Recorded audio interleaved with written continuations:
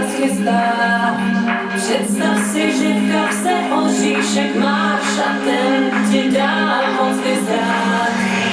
Na licu cíle tvým chtějí tvou dráhu zkřížit. Věř mi, že to je na světě nejlepší zpráva. Pro ty, kdo uvěří, stane se zázrak. Možná, kdo je to pozná. Věř mi, že to je na světě nejlepší zpráva. Kouzločí oříšku křídla ti dává. Vyhrát. Jednou, dvakrát, třikrát.